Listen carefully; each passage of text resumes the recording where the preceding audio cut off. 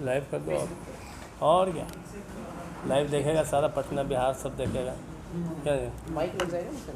हाँ ये आप ओपन करके दो कैमरा, माइक लगा देते, माइक लग जाता है ना सर इसमें? किसी में नहीं लगता नहीं है। हाँ लगता है। ठीक नहीं देख, ये माइक करके दो इनको। माइक तो है मेरे पास। नहीं ये कैमरा खोल करके दो। पहले तो जो हमने श्रद्धांजलि सभा किया उस पर, उसके बाद जब इस कार्यक्रम का हम करेंगे तब अध्यक्षता करेंगे, ठीक है। सभी सम्मानित साथियों, आप सभी लोक नायक जयप्रकाश नारायण जी एवं जन जन के नेता माननीय रामविलास पासवान जी के 13वीं पुण्यतिथि पर आप सभी श्रद्धांजलि सभा में शामिल हुए। आपका दिल की गहराई से बहुत बहुत स्वागत है, अभिनंदन है, वंदन है। हमारे दोनों ही महान नेता के लिए मुझे लगता है पूरा देश और देश के एक एक लोगों को इनका किए हुए कार्य आज भी लोग कहीं ना कहीं इनको याद करते हैं, इनके नेतृत्व को याद करते हैं। और जो शोषित, वंचित, दलित और पिछड़ी पंक्ति में खड़े हुए लोग हैं, वो आज इनके नेतृत्व को याद करते हुए ये तलाशते हैं कि कोई भी लोग नायक जी का एक लोग हमारे बीच में आए, माननीय रामविलास पासवान जी का लोग हमारे बीच में आए। लेकिन बीच की कड़ी हमारे नेता का विचार और देश के मानने वाले एक एक व्यक्ति आज भी इनके विचारों के प्रति समर्पित है। लेकिन मेरा मानना है कि हमारे जैसे लोग जो उनके अगुवाई के लोग हैं, उनके विचारों को मानने वाले लोग हैं, उनकी कड़ी कहीं ना कहीं कमज़ोर पड़ी है, जो हम लोग उनके विचारों को लेकर के लोगों के बीच में नहीं जा पा रहे हैं। तो आज इनके इस श्रद्धांजलि सभा में हम सभी साथियों को संकल्प लेते हुए ये तय करना होगा कि लोक नायक जयप्रकाश नारायण जी के विचारों को और जन जन के नायक रामविलास पासवान जी को विचारों को लेकर के हम लोग देश के एक एक व्यक्ति से संपर्क साधेंगे, इनके विचारों से अवगत कराएंगे। और देश में आज ज़रूरत है लोक नायक जयप्रकाश नारायण जी के विचारों की क्रांति। रामविलास पासवान जी के जो विचार थे, अपने समाज को अगर हम अपनापन दे दें तो अपनों का प्यार हमें मिल सकता है, अपने कर्म का छोटा सा उपहार अगर दे दें तो अपनों का पूरा संसार हमें मिल सकता है। इस उद्देश्य के साथ हम सभी साथियों को आज इस शोक सभा में संकल्प लेते हुए लोगों के बीच में जाने का दिन तय करेंगे। और हमारे बीच लोक नायक जयप्रकाश नारायण जी के बहुत बड़े विचारक अभय सिन्हा जी भी बैठे हैं। ये संघर्ष और लोक नायक जी के विचारों को लेकर के समय समय पर कार्य करते रहते हैं, लेकिन समय समय की ज़रूरत नहीं है, सभी समय एक जैसा है। समय की कोई मुहूर्त नहीं देखना होता है, कोई आंदोलन का मुहूर्त नहीं देखना होता है।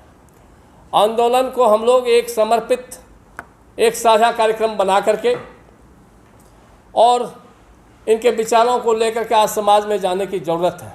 समाज इंतज़ार कर रहा है कि कोई भी लोक नायक जयप्रकाश नारायण जी के विचारक हमारे बीच में आए और हम लोग उनके साथ चलें। ज़रूरत है हम लोगों को उनके बीच में जाने की। तो आज हमें उम्मीद है कि हमारे जितने भी यहाँ साथी आए हैं सभी बुद्धिजीवी और समर्पित और माननीय लोक नायक जयप्रकाश नारायण जी और रामविलास पासवान जी के विचारों को मानने वाले लोग हैं। और आज रामविलास पासवान जी भी जिस ऊंचाई को छूने का काम किया है, आज देश में अगर रामविलास पासवान जी का नाम है तो सबसे पहला लोकसभा चुनाव जयप्रकाश नारायण जी के चहेता उम्मीदवार रामविलास पासवान जी थे, लेकिन कमेटी के द्वारा किसी कारणवश इनकी टिकट नहीं मिली। राम सुंदर दास जी को टिकट मिल गया था और राम सुंदर दास जी ने नॉमिनेशन भी कर दिया था, जिसके बाद नाराज़ होकर के जयप्रकाश नारायण जी ने रामविलास जी को नॉमिनेशन कराया और एक पोस्टर निकलवाया कि जेपी का उम्मीदवार रामविलास पासवान। आज दोनों ही गुरु और शिष्य की पुण्यतिथि एक साथ है और हम लोग दोनों गुरु और शिष्य के आज पुण्यतिथि पर यह संकल्प लेते हैं कि इनको विचारों को लेकर के हम पूरे देश में और समाज में इनके विचारों को जन जन तक पहुंचाने का कार्य करेंगे। साथ ही इस श्रद्धांजलि सभा के बाद हम लोगों ने आज हमारे दाईं ओर जो बैठे हैं परसून कुमार लतान जी, ये जनसत्ता में संपादक रह चुके हैं और इनका भी समाज के प्रति और समाज में भी उन व्यक्ति के पीछे जो समाज के सबसे पिछड़ी पंक्ति के लोग हैं, दलित, शोषित, वंचित, ऐसे लोगों की आवाज़ को हमेशा हमेशा इन्होंने बुलंद करने का काम किया है अपने कलम के माध्यम से। और इन्होंने एक सावित्रीबाई फुले फाउंडेशन का गठन भी किया समाज में कि महिलाओं के लिए, पिछड़ों के लिए, दलितों के लिए, शोषितों के लिए कार्य कर सकें। और इनका सुझाव था कि सावित्रीबाई फुले जी का जो समाज में विशेष करके महिलाओं के प्रति जो उनका त्याग रहा है, बलिदान रहा है, शिक्षा के क्षेत्र में और अलग अलग क्षेत्र में, तो आज महिलाएं बहुत ऊंचाई को छू रहे हैं, गौरव हासिल कर रही हैं। तो जो महिलाएं अलग अलग क्षेत्र में, तो हम लोग अवार्ड फंक्शन से सम्मानित करने की योजना बनाया है, जो दिन 30 दिसंबर का तय किए हैं। लेकिन यह कार्यक्रम सिर्फ हम 3 लोग तय कर लें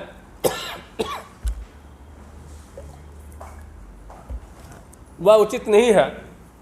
तो इस कार्यक्रम का भी आज हम लोग इस श्रद्धांजलि सभा में संकल्प लेते हैं कि 30 दिसंबर को सावित्रीबाई फुले अवार्ड फंक्शन हम लोग दिल्ली में करेंगे और काफ़ी बड़े स्तर पर करेंगे। अभी तक इसमें 3 संस्थाएं जुड़े हैं और भी जो सामाजिक संगठन जुड़ना चाहेंगे, जो सहयोग और समर्थन करना चाहेंगे, जिनके सूची में कुछ लोग ऐसे हैं जो समाज में काम कर रहा है, हो सकता है हम तीनों संगठनों की जानकारी में नहीं हो, ऐसे अगर किसी और भी संगठन के चिन्हित करके वो देते हैं कि ऐसे लोग भी हैं जो समाज में एक बेहतर काम कर रहे हैं, तो उनको भी हम लोग उस अवार्ड फंक्शन में शामिल करेंगे और उनको भी अवार्ड देने का कार्य करेंगे। बाईं ओर हमारे महंत भाई तिवारी जी हैं, इनका भी पूरा जीवन समाज के प्रति समर्पित रहा है और इनका भी एक संगठन है देशत प्रतिष्ठान। तो उस कार्यक्रम में भी इनकी योगदान है। और अभय सिन्हा जी से भी हमारा हमेशा हमेशा रहा है कि ये भी समाज में समर्पित होकर काम करते रहते हैं और मुझे लगता है कि इस कार्यक्रम में आपका सहयोग हम लोगों को मिलेगा। और सावित्रीबाई फाउंडेशन के माध्यम से जो हम काम करेंगे और आज की बैठक की अध्यक्षता हम अभय सिन्हा जी को बनाते हैं कि आज की अध्यक्षता अभय सिन्हा जी करेंगे। और सावित्रीबाई फुले जी का जो अवार्ड फंक्शन होगा, संयोजक कार्यक्रम का पूरा नेतृत्व हमारे दाईं ओर परसून लतान जी और महंत भाई तिवारी जी संयोजक उस कार्यक्रम के होंगे। मैं इन दोनों के बीच में इसलिए बैठा हूँ कि इन दोनों बड़े भाई से मेरी उम्र कम है और ये दोनों का प्यार मुझे छोटे भाई के रूप में मिलता रहा है और आगे भी मुझे उम्मीद है कि इन दोनों का प्यार मुझे मिलता रहेगा और सावित्रीबाई फुले का कार्यक्रम सफल, सुंदर और बढ़िया हो, इसके लिए इनका जो भी आदेश होगा उस आदेश का पालन करते हुए मैं भी छोटे भाई होने का धर्म निभाऊंगा और उस कार्यक्रम को सफल करने के लिए समर्पित होकर के इनके आदेश का पालन करूंगा।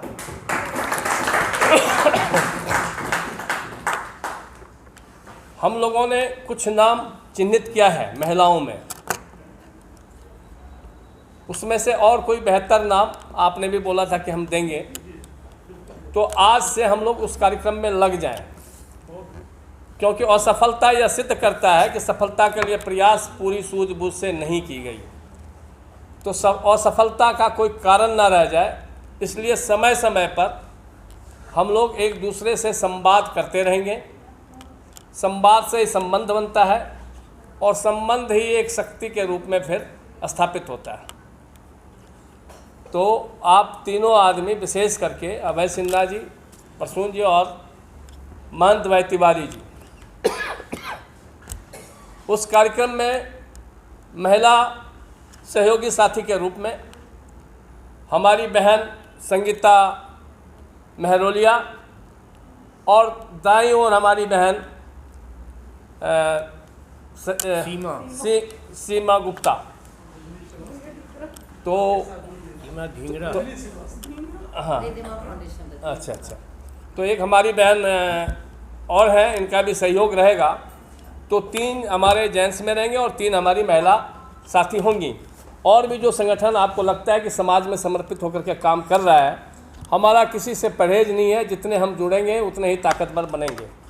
और दल या संगठन चलाने के लिए दिल बड़ा होना चाहिए, सभी को सम्मान, सभी का स्वाभिमान की कद्र करते हुए हम लोग संगठन को लेकर के आगे बढ़ेंगे। और सावित्रीबाई फुले जी का कार्यक्रम एक ऐतिहासिक कार्यक्रम के रूप में दिल्ली में मने, इसकी तैयारी में लग जाना है।